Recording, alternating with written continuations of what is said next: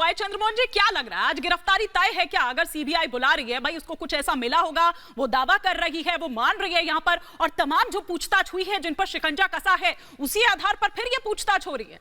देखिए, आज आनंद आ रहा था आनंद जी आपकी डिबेट के अंदर। वो नूरा कुश्ती जो दिल्ली की जनता लगातार एमसीडी में देख रही थी, वो नूरा कुश्ती आज यहां भी आई। तथ्यों की बात नहीं हुई। दोनों नेता जो सत्ता के अंदर बैठे हैं, दोनों सत्ता के प्रवक्ता और नेता बने हुए हैं, लेकिन दोनों ही मुद्दों से भाग रहे हैं। एक नेता कहता है कि बेचारा पॉलिटिक्स खेली जाती है, और एक राष्ट्रवाद की पॉलिटिक्स खींचता है। बात आबकारी नीति की हो रही है। आबकारी नीति के घोटाले के अंदर लगातार ईडी सीबीआई की चापों के बाद कार्रवाई करने में लेट भाजपा ने क्यों करा? अब तक तथ्य साबित करके मनीष सिसोदिया पे कार्रवाई क्यों नहीं हुई? आज तक जवाब नहीं मिला। आबकारी नीति के अंदर इतने शराब के ठेके खुलते गए, एक वार्ड में 3-3, और लगातार कूपन की डेट्स के ऊपर घोटाला बढ़ता चला गया। भाजपा के मुंह पर दही क्यों जमी रही, नहीं बता पाए। और आबकारी नीति अभी मैं बता दूंगा, सुन लीजिए। रोहित जी को एक बार स्क्रीन पर आराम से सुनता रहा हूँ, छोटे भाई, मैं 15 मिनट आराम से सुनता रहा हूँ। अभी आप कर लीजिए, बात कर लीजिए, और उसके बाद धीरेन्द्र भारद्वाज जी से ले लीजिए बात को।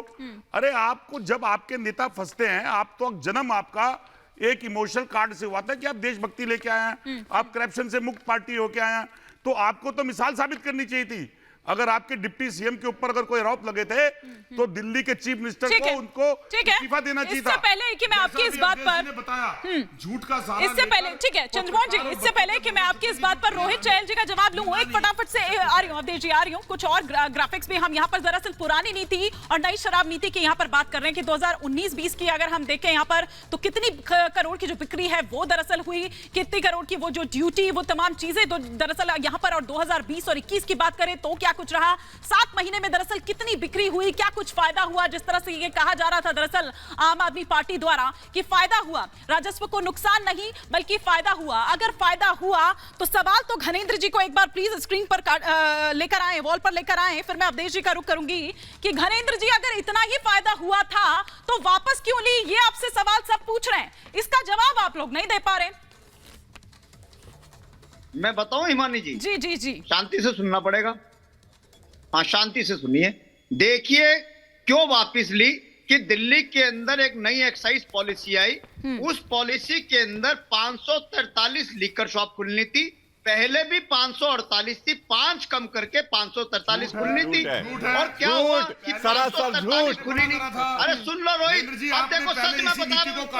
अरे रोहित सुन लो, हिमानी आपका सवाल आप सुनना चाहती हो या नहीं सुनना चाहती? देश के सामने सच रखना चाहते हो नहीं चाहते, यह आपको फैसला लेना है। मैं आपने मुझसे जो सवाल पूछा, मैं उस सवाल का जवाब दे रहा था, लेकिन मुझे लग नहीं रहा कि रोहित चहल सुनने को तैयार है, क्योंकि एक ही लाइन देके भेजा है। इनको मनीष सिसोदिया को गाली देनी है, इनको एजुकेशन मॉडल को गाली देनी है। अरे सर, मैं नहीं बोल रहा, चंद्रमोहन जी बोल रहे हैं, गाली देने का आपका साथ देते हैं, गुंडागर्दी करने का काम इनका है। अरे सर सुन लो रोहित, मैं बता रहा हूँ, तुम्हारी भी पार्टी देखिए, चोर मोसेरे भाई हैं, चोर मोसेरे भाई हैं, कांग्रेस और आम आदमी पार्टी इन्हीं के गठबंधन से सरकार बनाते हैं दिल्ली के अंदर, इन्हीं का साथ लेते हैं, बेसाखियों से चलते हैं। और तो अब इनसे पूछा आपने कि वापस क्यों ली, तो झूठ गोल गोल घुमा रहे हैं। एक बार मैं चाह रही हूँ कि घनेंद्र जी आप मेरी बात का एक और जवाब दे दीजिए। सुनिए ना घनेंद्र जी को एक बार स्क्रीन पर लेकर आप ये बताइए, 4 बड़े तर्क दिए गए थे जिसमें यह कहा गया था कि शराब माफिया और काला बाजारी खत्म होगी, क्या सर हुई? हाँ या ना? फिर और भी है सर क्वेश्चन मेरे पास, हाँ या ना? हाँ या ना सर, काला बाजारी शराब माफिया खत्म हुआ कि नहीं सर? अनइंटरप्टेड नहीं सर, अनइंटरप्टेड नहीं, और भी आपके तर्क है ना सर, वो भी मैं बताऊंगी, वरना तो पूरी डिबेट इसी में खत्म हो जाएगी सर।